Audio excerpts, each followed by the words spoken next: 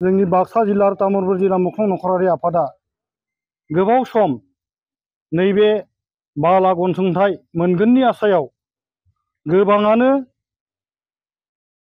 नाजाबोबाय नाजासेयावबो नैबे बाला अनसुंथाइखौ जों दासिमबो मोनफुंनो हायाखै। नैबे 1987 निफ्राय 2020 मायथाइसिम जि बर'लेण्ड आन्दालन सोमावसारनायाव जायफ्रा मुख्लं जालांबाय बिथांमोननि बिमा सोरबा बिफा सोरबा बिदा बै बाला अनसुंथाइखौ नेयै नेयै दिनै जिउ बावलांफिननो गोनां जाबाय। बेखायनो जों खावलायगोन दा नैबे सोलिबाय थानाय जोंनि सरकारा जाहाथे बड'लेण्ड आन्दालन सोमावसारनायाव जायफोरा जिउ बावलांबाय बिथांमोननि बाला अनसुंथाइखौ थाबैनो होनांगौ होननानै जों खावलायगोन।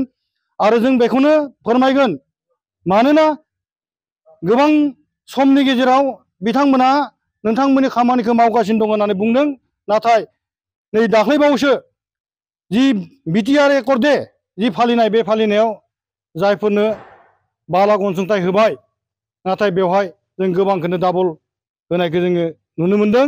बेखायनो जायफोरा दासिम सोलिबाय थानाय गभर्नमेन्ट बा सरकार बिथांमोना बेखौ सालिजारि नायफिननो थाखाय जों खावलायदों।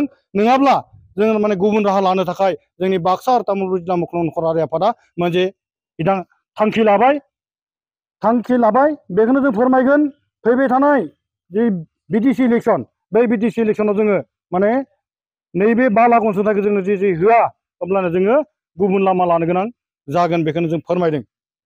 आरो तामुलपुराव गासै बेसेबांसो मुंख्लं नखरारि दंबावो?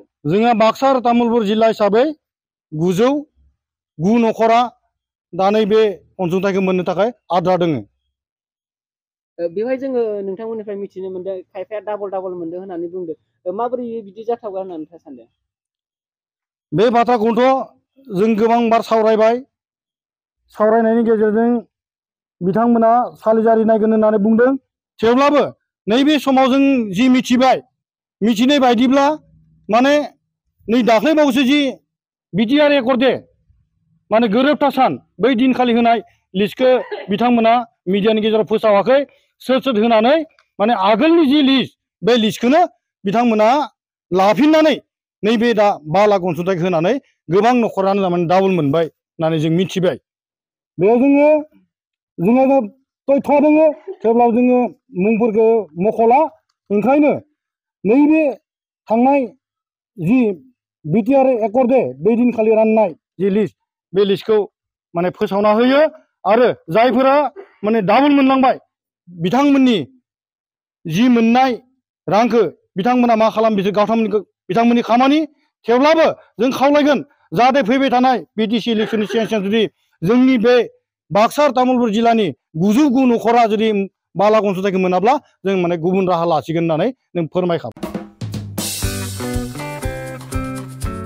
रायजो राजाफोरनि थाखाय मोनसे फोसावथाय। क'क्राझारनि गौरां दैसानि रुगुङाव गोदानै खुलिदों रेजर्ट। 29 लेन्डमार्क मुंनि गोदानै रेजर्टखौ दायो बेखेवबाय। रायजो राजाफ्रा खम बेसेननि गेजेरावनो 29 लेन्डमार्क रेजर्टआव रंजानो हागोन। बे रेजर्टआव birthday party, wedding anniversary party बायदि रंजानायनि खाबुखौ मोननो हागोन।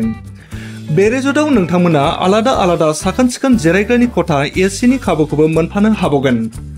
जुदि सोरबाफोर सुबुंफ्रा 29 लेन्डमार्क रेजर्टआव रंजानो गोसोब्ला नैबे मबाइल नाम्बार 9954347173 एबा 9706884239 आव थोंजोङै फोनांजाब खालामनो हागोन।